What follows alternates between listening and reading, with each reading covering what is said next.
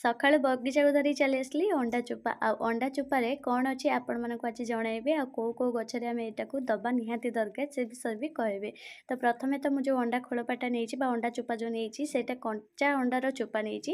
ମାନେ ଏଇଟା ଯଦି ସିଝା ଅଣ୍ଡାର ଚୋପା ନେବେ ସେଇଟା ଡିକମ୍ପୋଷ୍ଟ ହେଇନଥାଏ ଆଉ ସେଥିରେ ବି ମଧ୍ୟ କୌଣସି କ୍ୟାଲସିୟମ ମିଳିନଥାଏ ଆମ ଗଛକୁ। ବାକି ସେଇଟା କେବଳ ଆମ ଗଛର କେବଳ ଏଇଟା ଫଙ୍ଗସ ଲଗେଇଥାଏ। ଆଉ ଯଦି ଆପଣ ଏମିତି କଞ୍ଚା ଅଣ୍ଡା ଖୋଳପା ନେବେ ସେଇଟା ବହୁତ ଜଲ୍ଦି ଡିକମ୍ପୋଷ୍ଟ ହେଇଥାଏ, ପଚିଥାଏ।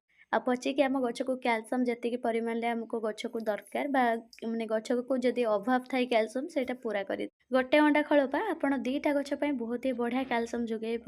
ମୁଁ ଏଇଠି ଗୋଟେ ଗଛରେ ଆଜି ଆଡ୍ କରିବି ଯୋଉଟାକି ମୋର ଛୋଟ ଗଛ ଥିଲା, ଯୋଉଟାକି ଆମର ବାଇଗଣୀ ମନ୍ଦାର ଗଛ ନୂଆ ରିପୋର୍ଟିଂ କରିଥିଲି।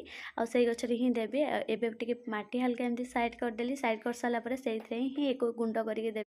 ଅଣ୍ଡା ଚୋପା ଦେବା ଦ୍ୱାରା ଆମ ଗଛକୁ କ୍ୟାଲସିୟମ ବରାବର ମିଳିଥାଏ। ଆଉ ଅଣ୍ଡା ଚୋପା ଧୋଇକି ତା ପାଣି ମଧ୍ୟ ଦେଇପାରିବେ, ନହେଲେ ଖାଲି ଅଣ୍ଡା ମାନେ ତାର ଯୋଉ ଥାଏ ନା ଲାଳ ଅଂଶ ସେଇଟା ବି ମଧ୍ୟ ଦେଇପାରିବେ ପାଣିରେ ଗୋଳେଇକି, ଯୋଉଟାକି ଆମ ଗଛକୁ ବହୁତ ଜଲ୍ଦି ସେଇଟା କଣ କହିଲେ କ୍ୟାଲସିୟମ ଯୋଗାଇ।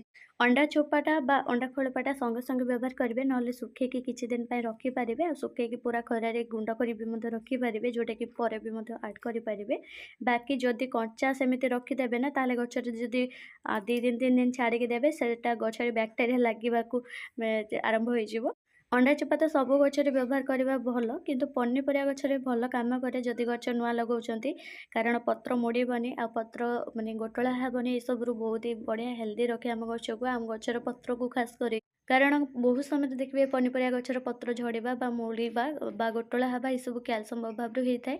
ଅଧିକା ଫଳିବା ଯୋଗୁଁ ବି ମଧ୍ୟ କ୍ୟାଲସିୟମ କମିଯାଇଥାଏ। ଯଦି ଆପଣଙ୍କ କୌଣସି ଫୁଲ ଗଛ ବି ମଧ୍ୟ ଅଧିକା ଫୁଟୁଛି ନା ସେଥିରେ ଆପଣ ଏମିତି ଅଣ୍ଡା ଖୋଳପା ଦିଅନ୍ତୁ, ଯୋଉଟାକି ଅଧିକା ଫୁଟିବା ଯୋଗୁଁ ବି ମଧ୍ୟ ପତ୍ର ଗୋଟଳା ଆଉ ଅଗଭାଗ ଏମିତି ନୂଆ କୁଆଁ ବି ମଧ୍ୟ ଗୋଟଳା ହେଇଯାଇଥାଏ।